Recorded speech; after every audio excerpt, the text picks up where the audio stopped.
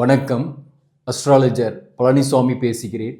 இந்த காணொளியில் 2026 கடகம் ராசிக்கு இந்த குடும்ப வாழ்க்கையில் இருக்கக்கூடிய பிரச்சனைகள் தீருமா என்ற தலைப்பில் நம்ம பார்க்க போகிறோம்.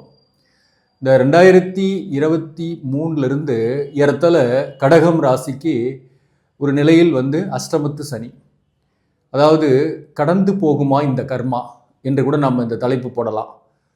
இந்த அஷ்டமத்து சனி அல்லது ஒருவருக்கு ஜென்ம சனி, ஏழரை சனியில் ஜென்ம சனி நடக்கக்கூடிய காலகட்டத்தில் தான் நம்மளுடைய கர்மா கடந்து போகும். அதாவது கெட்ட கர்மாக்கள் நம்மளை கடந்து போகக்கூடிய காலகட்டம். அப்போது அந்த நேரத்தில் கஷ்டப்படுவோம். அதே போல் ஜென்ம கேது வரக்கூடிய காலகட்டத்தில், ஜென்ம ராகு வரக்கூடிய காலகட்டத்திலையும் அந்த மாதிரியான ஒரு டென்ஷன், மன அழுத்தம்லாம் இருக்கும். அந்த மாதிரி கடந்த 3 ஆண்டுகளில் 2023 புரிந்து கொள்ளாத வாழ்க்கை துணைவர், அதே போல் திருமண வாழ்க்கையில் திருப்தி இல்லை, சில பேருக்கெல்லாம் பிரிவுகள் ஏற்பட்டு தனித்து இருக்கக்கூடிய சூழ்நிலைகள், சில பேருக்கு டிவோர்ஸ் ஆகிருக்கும். இந்த மாதிரி ஃபேமிலியிலே இருந்தால் கூட ஒரு மிஸ் அண்டர்ஸ்டாண்டிங் நிறைய இருக்கும், ஆர்கியூமெண்ட்ஸ் இருந்துக்கிட்டே இருக்கும். தாம்பத்திய வாழ்க்கையில் மகிழ்ச்சி இல்லாத சூழ்நிலைகள் இருக்கும்.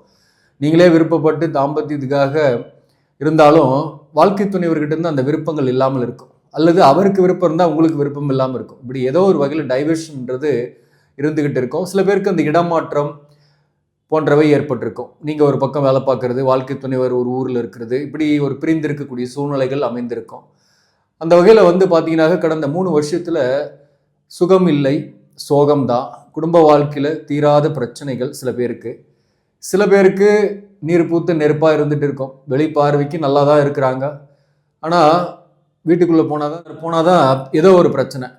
வாழ்க்கை துணைவரால் பிரச்சனை, அல்லது வாழ்க்கை துணைவரின் உறவுகளால் பிரச்சனை, இப்படி ஏதாவது ஒரு சம்திங் லைஃப்பில் ஏதாவது ஒரு ட்ரபிள் இருந்துக்கிட்டே இருந்தது.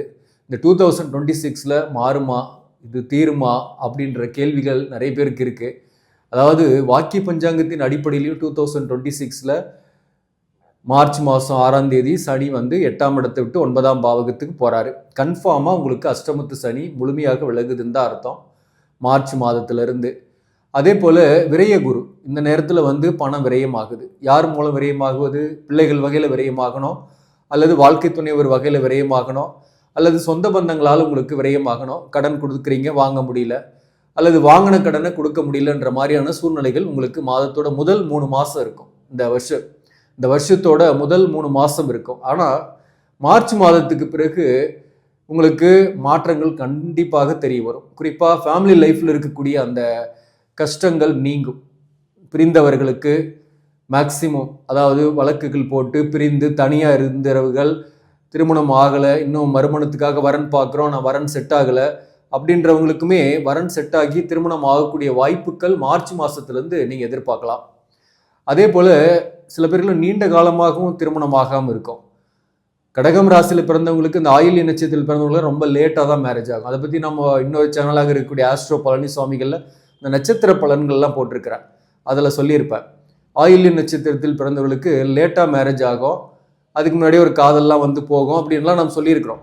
ஸோ அந்த வகையில் ஆயில்ய நட்சத்திரத்தில் பிறந்தவர்களுக்குமே கூட திருமணம் ஆகக்கூடிய வாய்ப்புகள், ஆகாதவர்களுக்கு சொல்கிறேன், ஆகக்கூடிய வாய்ப்புகள் ஏற்படும். பூசம் நட்சத்திரத்தில் பிறந்தவர்களுக்கு கடந்த காலத்தில் இந்த அஷ்டமத்து சனியில் அதிகமாக பாதிக்கப்பட்டவர் யாருன்னா பூசம் நட்சத்திரத்தில் பிறந்தவங்களும் ஆயில்ய நட்சத்திரத்தில் பிறந்தவங்கள தான்.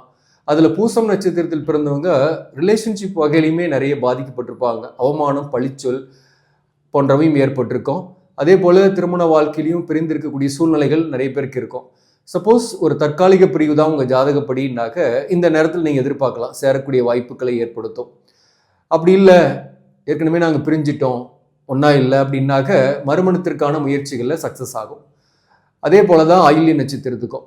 ஸோ புனர்பூசம் நட்சத்திரத்தில் பிறந்தவங்க இங்கே ஒரு பாதம் தான் இருக்குது. அதனால் பெரிய அளவுக்கு அஷ்டமத்து சனியால் கொஞ்சம் பாதிக்கப்பட்டிருக்க மாட்டீங்க.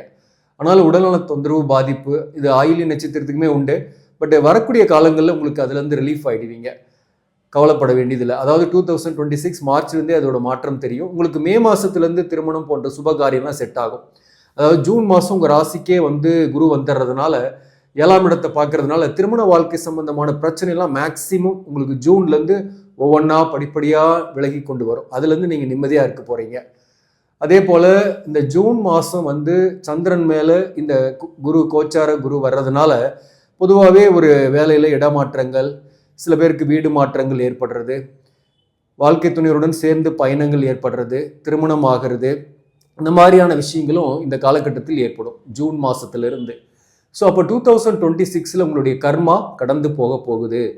கடந்து போன கர்மாவை நினச்சி நீங்கள் இனிமேல் வருத்தப்பட தேவையில்லை. Past is past, present is ப்ரெசன்ட்ன்ற மாதிரி எப்பயுமே இன்னைக்கு வாழ்கிற வாழ்க்கை தான் நிஜம். நேற்று போனதை பற்றி நீங்கள் கவலைப்படவோ அல்லது எதிர்கால வாழ்க்கையை பற்றி அச்சப்படவோ தேவையில்லை. எதிர்கால வாழ்க்கை எப்படி வேணாலும் இருக்கலாம். ஆனால் இந்த லைஃப் கோச்சிங்கை பொறுத்தவரையிலும் இந்த ஆஸ்ட்ரோ லைஃப் கோச்சிங் சேனலில் முக்கியமாக நமக்கு ஜாதகம் கோச்சார பலன்களை சொல்கிறோம். அதோட உங்களுக்கு ஒரு கைடன்ஸ், வாழ்க்கையில் என்ன மாதிரியான நம்ம ஸ்டெப் எடுத்தால் நம்ம நிம்மதியாக இருப்போம் அப்படின்றதுக்கான ஒரு லைஃப் கோச்சிங் தான் நம்ம இந்த சேனல் மூலம் நான் கொடுத்துட்டு இருக்கிறேன். அது நம்ம நிறைய வீடியோ போட முடியறதில்ல என்னால், பட் இருந்தாலும் வாரத்துக்கு ஒரு 2 வீடியோவாவது போடலாம் அப்படின்ற முயற்சியில் இறங்கியிருக்கிறேன். பார்ப்போம்.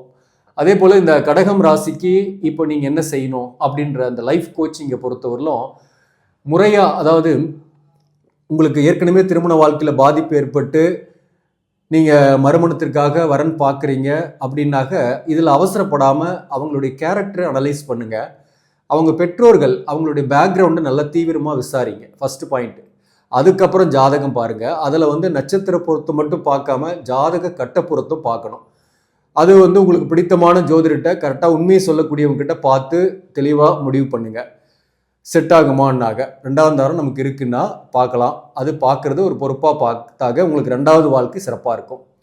முதல் தாரம் இப்போ தான் கல்யாணம் நடக்க போகுது பார்க்குறீங்கன்னா இதே ப்ரொசீஜர் தான். அவங்களுடைய பேக்ரவுண்டை நல்லா விசாரிச்சுட்டு அவங்க எந்த மோட்டிவில் இருக்காங்கன்றதை கண்டுபிடிச்சிக்கிட்டு அதுக்கப்புறம் நீங்கள் ஜாதகம் பாருங்கள். அது ஓகே சொல்லுங்கள், வாழ்க்கை நல்லாயிருக்கும். அடுத்தது பார்த்தீங்கன்னாக்க ஃபினான்ஷியலாக நிறைய எக்ஸ்பென்சஸ் ஆகுதுன்னு வருத்தப்படவே வேண்டாம். ஃபினான்ஷியலாக நீங்கள் மற்றவங்களுக்கு செலவு பண்ணுறீங்கன்னாலையும் உங்களுக்கு ஒன்றும் பாதிப்பு இல்லாமல் இருக்கும். மற்றவங்களுக்கு சப்போஸ் நீங்கள் செலவு பண்ணலை அப்படின்னா தான் உங்களுக்கு பாதிப்பு இருக்கும். அந்த வகையில் இந்த நேரத்தில் ஃபஸ்ட்டு 3 மாதம் நிறைய எக்ஸ்பென்சஸ் ஆகுதுனாலையும் மேக்ஸிமம் சுப விரயமாக பண்ணிவிடுங்க. ஏதாவது கையில் காசு இருந்தால் ஒரு இன்வெஸ்ட்மெண்ட் பண்ணிவிடுங்க. அதாவது லேண்டு அல்லது ஜுவல்லரி அல்லது ஸ்டாக் மார்க்கெட் கூட உங்களுக்கு செட் ஆகுதுன்னா பண்ணுங்கள். யாருக்காவது தான தர்மம் பண்ணுங்கள்.